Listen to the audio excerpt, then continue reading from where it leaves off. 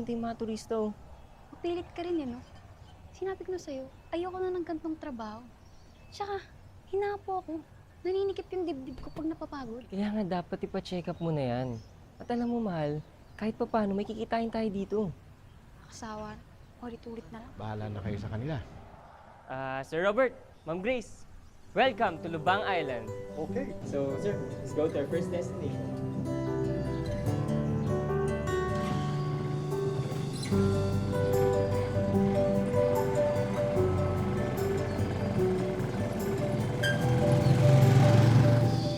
Ito po ang gubat na tinatawag naming Onoda Trail.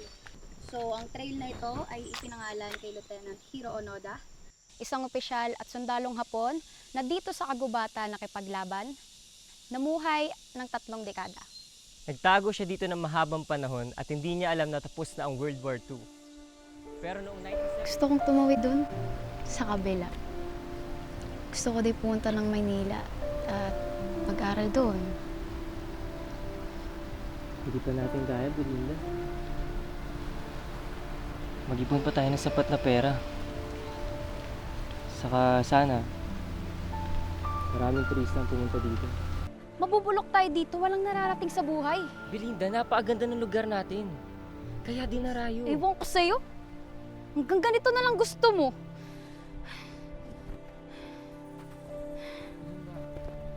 Teo, hirapan ako. Belinda. Hoy ka lang. Belinda! Belinda! Belinda!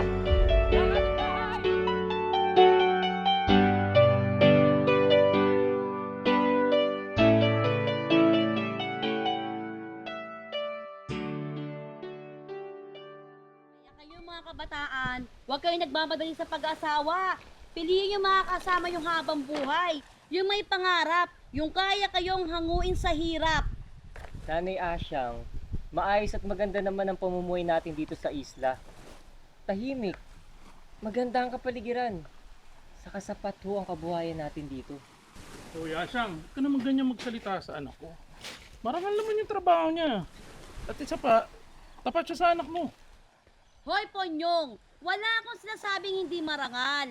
Yang kagaya mo, padampot-dampot ang basura. Ang punto ko lang, iangat mo ang antas ng buhay. Iangat. Uy, parang ganito. Hoy Ponyong, huwag kang pilosopo. Kinabukasan ng anak natin ang nakasalalay dito. Oo nga, magtiwala ka lang kasi. Ayos din yung buhay ng mga yan. Wala masyadong pakialam eh. Ang anak mo gwapo, pero ikaw ang pangit mo, ang itim mo. Huwag mo nga akong turuan, Ponyong. Ang ganda mo. Tignan mo yung itsura ng anak mo. Tignan mo yung itsura mo. Parehas lang tayo, it's a tie. Nanay Asyang, tay. Pakiusap po, tama na yan. Halika na nga, Belinda. Uwi na tayo. Nanay Asyang, may trabaho pa ho kami. Nariyan po ang mga turista. Oh. Pagod na ako. Ikaw na lang magtrabaho. Belinda, Ay, sandali! Akin pala to. Ang daming pangit dito.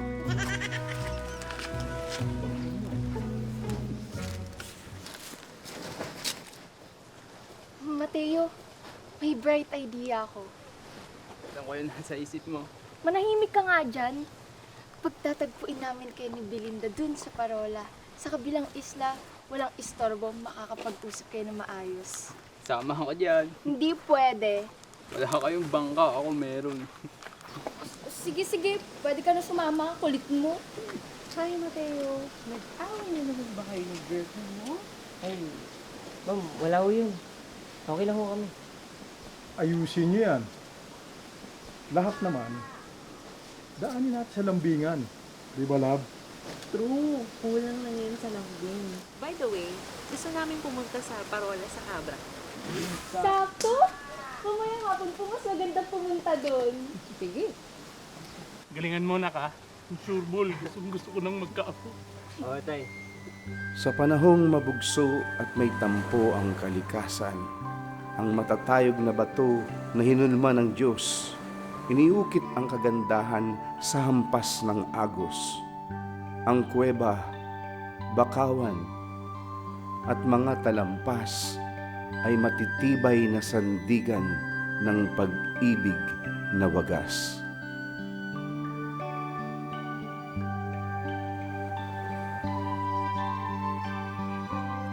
Sa parola ng Isla de Cabra, doon ay nagbagong anyo. Ang aming pag-iibigang minsan ay nasusugatan. Sa liwanag ng parolang nagbibigay tanglaw, natatapos sa mga kirot at pamamaalam. O kay tamis ng takip silim, kapag ika'y kaharap at aking kapiling, nagbibigay pag-asa ang iyong mga ngiti. Nalulusaw ang lahat ng pamimighati. Tulad ng parola na liwanag sa karimlan, ikaw aking sinta, nagdala ng init at kaginhawahan. Sa ating pagsayaw ng pandango sa ilaw, ang ritmo, ang yakap, at halik mo ang kaulayaw. Hello, Belinda. Akala ko tatanggihan at hindi mo na kami i-guide. Maganda ang relasyon namin ni Grace. May time kami para pag-usapan lahat ng pinagkakasunduan kaysa sa pagkakaiba-iba. Now, this is the moment. Walang iistorbo sa inyo. Narito siya!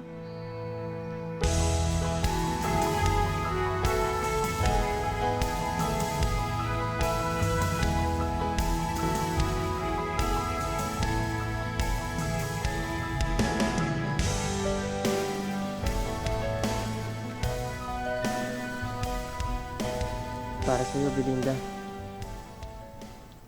Mahal na mahal kita.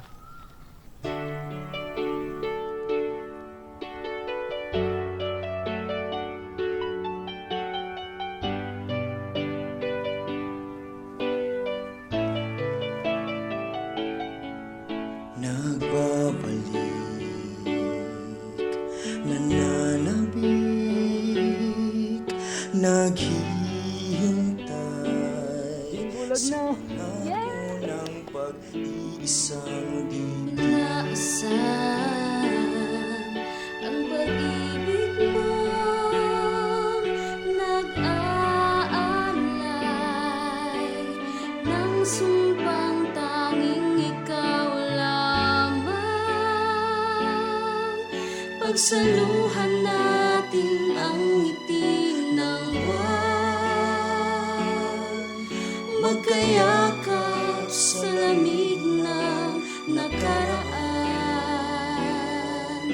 tanging iyo magpakailanman.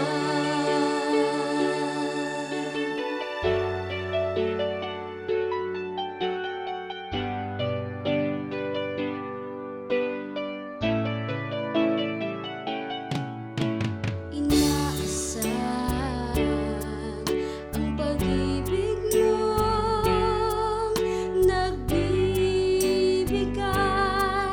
ng ligaya na papawi ng tanging ako, ang kahati mo, ang puso ko, sa dusa at saya ng Lalo ko magsisikap para sa'yo. Sa magiging pamilya natin. saluhan natin ang ngiti ng buwan, Ikaw lang ang babae sa puso ko habang buhay, Belinda. magkayakap sa Kung ano man yung pagkakaiba ng mga pangarap natin, pinag-iisa naman tayo ng pag-ibig natin. Mahal na mahal kita, Belinda. Mahal na mahal din kita, Mateo. Pasensya na kung nasisilaw ako ng syudad. Wala na akong makikita ang katulad mo sa Maynila. Kasi dito sa isla ay paraiso na. Sa piling mo.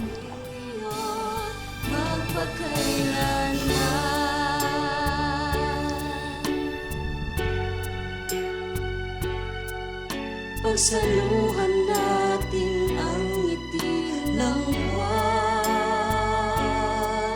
magkayakap sa lamig ng nakaraan,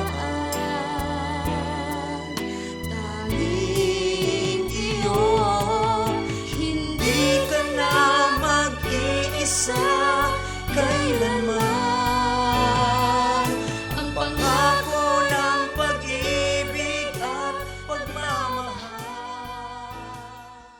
Yan ang sinasabi ko sa'yo. Hindi ka kasi nakikinig sa akin. Paano ka pa makakapuntang Manila? Tingnan mo nga nangyari sa'yo. Hindi mo ba nakikita ang tatay niyan? Sunog na sunog! Huwag naman po kayo ganyan, Nay. Huwag ka makasagot-sagot sa akin, sasabunutan kita. Hoy, Ponyo! Nasaan ang magaling mong anak? Bakit? Anong problema? Itong anak ko, mahigit 2 buwan di nireregla. Anak mo yan eh. Kamusta naman yung iyo? Wala kang pakialam, nognog ka, umaagos pa to. Wisit ka talaga. Ilabas mo ang anak mo, kung hindi, ipapupulis ko kayo. Teo, anak! Lumabas ka nga muna rito. Teo! Halika rito. Nandito yung biyena mong dragon. Baka bugahan kita ng apoy. Lalo kang maging sunog. Kanya siya. Maganda araw. Nagigigil ako sa'yo, ha? Huwag mo kong matawag-tawag na nanay. Alam mo namang bahina ang puso ng anak ko. Bubundasin mo. Panagutan mo itong anak ko.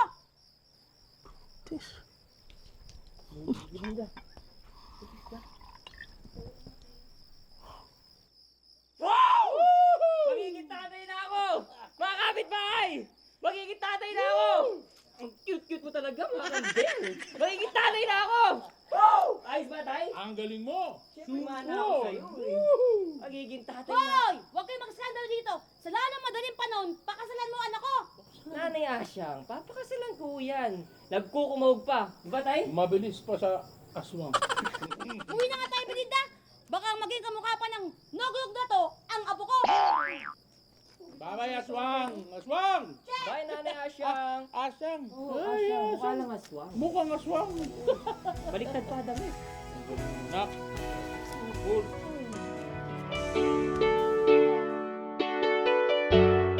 Ayon sa kapangyarihang iniata sa akin ng batas, kayo Mateo Dolioso at Belinda de los Santos ay magsasama habang buhay sa hirap at ligaya, sa sakit at ginhawa, hanggang sa kamatayan.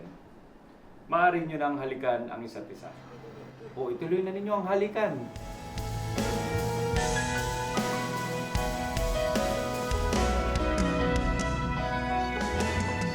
Mabuhay ang bagong kasal!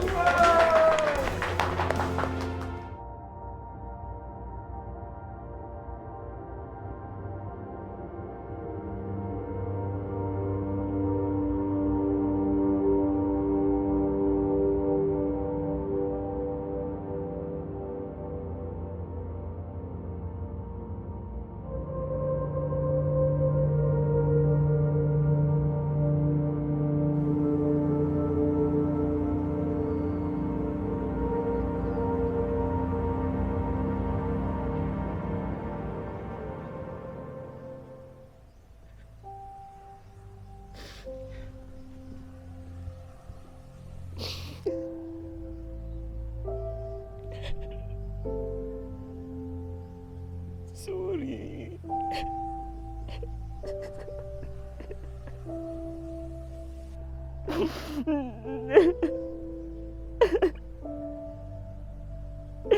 Belinda, patawarin mo.